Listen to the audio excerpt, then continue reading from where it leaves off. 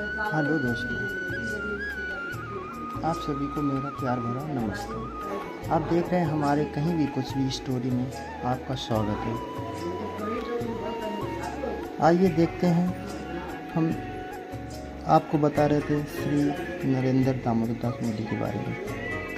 तो शुरू करते हैं।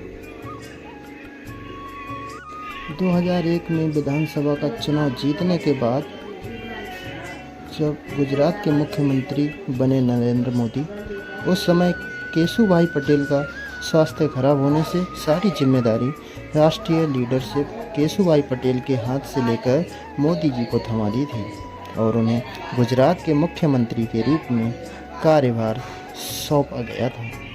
7 अक्टूबर सन 2001 को मोदी जी ने गुजरात के मुख्यमंत्री के रूप में शपथ ग्रहण की। उसके बाद उनकी एक के बाद एक जीत होती चली गई। 24 फरवरी 2002 में राजकोट के द्वितीय निर्वाचन क्षेत्र के लिए उपचुनाव जीता था। सन 2002 में उपचुनाव जीतने के 3 दिन बाद गुजरात में सांप्रदायिक हिंसा की एक बहुत बड़ी घटना हुई, जिसमें 58 लोगों की हत्या कर दी गई थी। उस समय गोधरा के पास सैकड़ों यात्रियों से भरी एक ट्रेन में आग लगा दी थी। उसको लेकर के गुजरात में सांप्रदायिक रूप से दंगे होने लगे थे। दंगे को लगभग 900 से 2000 लोगों को अपनी जान गंवानी पड़ी थी। उस दौरान राज्य में मोदी जी थे मुख्यमंत्री का कार्यभार संभाल रहे थे, जिसके कारण उन पर दंगे को करवाने का आरोप लगाया गया था। आरोप के चलते उन पर चारों तरफ से दबाव पड़ रहा था, जिससे उनको मुख्यमंत्री पद से इस्तीफा देना पड़ गया था। 2009 में इससे संबंधित सुप्रीम कोर्ट ने एक दल बनाया जिससे इस मामले की जांच हो सके, जिसका नाम SIT था। जांच करने के 2010 में सुप्रीम कोर्ट में एक रिपोर्ट पेश की, जिसमें मोदी जी को इस मामले में ग्रीन सिग्नल दे दिया था। लेकिन 2013 में SIT दल के ऊपर आरोप लगाया गया कि उन्होंने मोदी जी के खिलाफ मिले सबूतों को छिपा दिया था। लेकिन जब मोदी जी को कोर्ट से क्लीन चिट मिली थी, तो उन्हें फिर से गुजरात के मुख्यमंत्री के रूप में नियुक्त कर दिया था। दोबारा मुख्यमंत्री बनने के बाद मोदी जी राज्य में विकास की गंगा बहाई, जिससे राज्य में काफ़ी परिवर्तन हो गया था। उन्होंने गुजरात में टेक्नोलॉजी और वित्तीय पार्क्स का निर्माण किया। मोदी जी ने मुख्यमंत्री के रूप में लगातार 2063 दिन पूरे कर लिए थे। उन्होंने गुजरात में सबसे अधिक दिनों तक मुख्यमंत्री पद को संभालने का रिकॉर्ड अपने नाम कर लिया था। मोदी जी का यह रिकॉर्ड आगे भी कायम रहा। 2007 में हुए गुजरात विधानसभा चुनाव में दोबारा जीत हासिल की।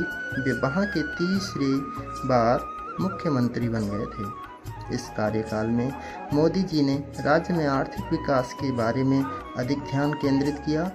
उन्होंने भारत को आकार देने के लिए ग्लोबल मैन्युफैक्चरिंग एपिसेंटर के रूप में अपनी नीतियों प्रोत्साहित किया। इस कार्यकाल में गुजरात में कृषि विकास दर में काफ़ी वृद्धि हुई थी। इसकी वृद्धि इतनी थी कि यह भारत के अन्य राज्यों की तुलना में काफ़ी विकासशील राज्य बन गया था। मोदी जी ने ग्रामीण क्षेत्रों में बिजली की सप्लाई की व्यवस्था की, जिससे कृषि को बढ़ाने में मदद मिली। मोदी जी की कई उपवास और व्रत भी किए। उनका मानना है कि यह कदम भारत की शांति, एकता और सद्भावना के माहौल को और अधिक मजबूत करेगा। 2012 में मोदी जी का तीसरी बार मुख्यमंत्री का कार्यकाल समाप्त हो गया था। 2012 में फिर से गुजरात में विधानसभा चुनाव आयोजित और हर साल की तरह इस साल भी मोदी जी ने जीत हासिल की। चौथी बार भी गुजरात की जनता ने मुख्यमंत्री का पदभार संभालने के लिए नियुक्त कर दिया था। मोदी जी को राज्य की अर्थव्यवस्था के तेजी से विकास के लिए भी श्रेय दिया जाता है। लोग उनके कार्यों एवं उनकी नीतियों के कारण लोग उन्हें पसंद करने लगे थे। नरेंद्र मोदी के चौथी बार गुजरात के मुख्यमंत्री बनने के 1 साल बाद जून में उन्हें भारतीय जनता पार्टी का अध्यक्ष बना दिया गया था। और मोदी जी 2014 में होने वाले आम चुनाव में प्रधानमंत्री पद के उम्मीदवार के रूप में दिखाई दिए, जिसके चलते मोदी जी को गुजरात मुख्यमंत्री से इस्तीफा देना पड़ा। हालांकि उस दौरान लाल कृष्ण आडवाणी जी के साथ बीजेपी के कुछ सदस्यों ने इस चीज़ का विरोध किया था, लेकिन फिर भी मोदी जी ने उस दौरान वाराणसी और बड़ौदा दोनों सीटों पर जीत हासिल की थी। 2014 के आम चुनाव में बीजेपी की जीत एक ऐतिहासिक जीत बन गई थी। 2014 में बीजेपी ने पूर्ण बहुमति से विजय प्राप्त की। उस समय 534 सीटों में से 282 सीटें अपने नाम कीं। इस तरह नरेंद्र मोदी जी भारत के प्रधानमंत्री के रूप में एक नया चेहरा बन गए थे। 26 मई 2014 को नरेंद्र मोदी जी ने प्रधानमंत्री पद की शपथ ग्रहण की और वे देश के 14वें प्रधानमंत्री नियुक्त हो गए थे। प्रधानमंत्री के रूप में मोदी जी ने भारत में कई विकास कार्य किए। उन्होंने विदेशी व्यवसायों को भारत में निवेश करने के लिए प्रोत्साहित किया। मोदी जी ने विभिन्न नियमों, परमिट्स, इंस्पेक्शंस लागू किए, जिससे व्यवसाय अधिक और आसानी से बढ़ सके। मोदी जी ने हिंदुत्व रक्षा, पर्यावरण एवं शिक्षा प्रोत्साहित करने के लिए भी कार्य किए। 2019 लोकसभा चुनाव में मोदी जी का परचम फिर छाया रहा। एक बार फिर से पूर्ण बहुमति के साथ 303 सीट प्राप्त कर अभूतपूर्व जीत हुई। मोदी लहर कहो या मोदी क्रांति, इस बार भारत के ये लोकसभा चुनाव पूरी दुनिया में छाए रहे। मोदी जी के पिछले 5 सालों के काम से जनता बहुत खुश थी। उन्नत भारत के लिए लोगों को मोदी जी से बहुत उम्मीद है। मोदी जी ने भी कहा, सबका साथ सबका विकास। मोदी जी ने इस जीत को बीजेपी कार्यकर्ताओं की मेहनत का फल बोला। मोदी जी ने कई महत्वपूर्ण योजनाएं एवं पहलों की शुरुआत की, जिनमें स्वच्छ भारत अभियान। यह अभियान भारत का बड़े स्तर पर शुरू किया गया अभियान है। इसमें देश में स्वच्छता और ग्रामीण क्षेत्रों में लाखों शौचालयों का निर्माण किया गया था। प्रधानमंत्री जन धन योजना, यह योजना देश के किसानों के बैंकों में खाते खुलवाने के लिए शुरू की गई थी, जिसके तहत किसानों के मुफ्त में खाते खोले गए एवं किसानों को दी जाने वाली सहायता उनके बैंक खाते में जमा की गई। प्रधानमंत्री कृषि सिंचाई योजना, प्रधानमंत्री फसल बीमा योजना, प्रधानमंत्री कौशल विकास योजना, मेक इन इंडिया, गरीब कल्याण योजना, सुकन्या समृद्धि योजना, प्रधानमंत्री Awas Yojana, digital India programme, Namami Gange, Beti Bachao Beti Padhao योजना, सर्व शिक्षा अभियान आदि योजनाएं चलाईं, जो कि पूरी तरह से देश के विकास के लिए रही हैं। प्रधानमंत्री के रूप में मोदी जी ने कई सारे फैसले लिए, जिसमें नोटबंदी, जिसके तहत मोदी जी ने 500 और 1000 के पुराने नोट बंद कर दिए एवं इनके स्थान पर 2000 और 500 के नए नोट जारी किए। जीएसटी, देश में जितने भी टैक्स लगाए जाते थे उन्हें एक साथ सम्मिलित कर दिया और एक tax GST goods and service tax लागू किया। सर्जिकल स्ट्राइक, प्रधानमंत्री मोदी जी ने 2016 में उरी हमले के बाद पाकिस्तान को सबक सिखाने के लिए भारतीय सेना के साथ मिलकर के सर्जिकल स्ट्राइक करने का फैसला लिया। इसके बाद एयर स्ट्राइक। इसके बाद उन्होंने साल 2019 में फरवरी में हुए पुलवामा हमले के बाद देश के सभी सुरक्षा बलों को पाकिस्तान के खिलाफ किसी भी प्रकार का एक्शन लेने के लिए खुली छूट दे दी, जो कि बहुत बड़ा ऐलान था। इसके बाद फरवरी में ही वायुसेना द्वारा एयर स्ट्राइक की गई थी। इन सभी के साथ ही मोदी जी ने पड़ोसी देशों के साथ संबंधों को मजबूत करने और दुनिया के अन्य देशों के साथ संबंधों को सुधारने के लिए बहुत बड़ा ही काम करके दिखाया है। मोदी जी के कार्यों को देखते हुए मोदी को कुछ अवार्ड देकर उनको सम्मानित किया गया। 2007 में इंडिया टुडे मैगजीन द्वारा किए गए सर्वे में मोदी जी को देश के सर्वश्रेष्ठ मुख्यमंत्री के रूप में नामित किया गया था। 2009 में एसडी मैगजीन में उन्हें FDI personality of the year पुरस्कार के एशियाई विजेता के रूप में सम्मानित किया गया।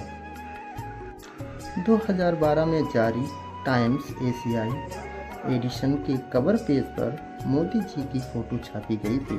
2014 में मोदी जी का नाम फोर्ब्स मैगजीन में दुनिया के सबसे शक्तिशाली लोगों की सूची में 15वें स्थान पर रहा। इसी साल टाइम्स ऑफ इंडिया द्वारा दुनिया के 100 सबसे शक्तिशाली लोगों में भी मोदी जी का नाम सूचीबद्ध किया गया है।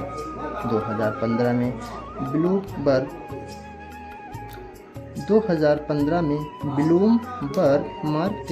मार्केट मैगजीन में मोदी जी का नाम दुनिया के 13वें सबसे प्रभावशाली व्यक्तियों में था। 2016 में ही अप्रैल माह की 3 तारीख को मोदी जी को सऊदी अरेबिया का सर्वोच्च नागरिक पुरस्कार अब्दुल्लाजिज अल सऊद के आदेश पर दिया गया था एवं 4 जून को अफगानिस्तान के सर्वोच्च नागरिक पुरस्कार हाजी आमिर अमानुल्लाह खान के राज्य आदेश पर दिया गया था। 27 सितंबर 2018 को नरेंद्र मोदी जी को चैंपियन ऑफ अर्थ अवार्ड प्रदान किया गया था, जो कि यूनाइटेड नेशन का सर्वोच्च पर्यावरण सम्मान है। 22 फरवरी 2019 को मोदी जी ने प्रतिष्ठित सियोल शांति पुरस्कार प्राप्त किया। साथ ही मोदी जी का नाम दुनिया की सबसे बड़ी स्वास्थ्य सेवा योजना शुरू करने के लिए इस साल के नोबेल शांति पुरस्कार दिया गया। इस तरह मोदी जी ने मुख्यमंत्री से प्रधानमंत्री बनने के बाद तक के कार्यकाल में काफ़ी सारी उपलब्धियां हासिल की। जब कोरोना ने भारत में दस्तक दी,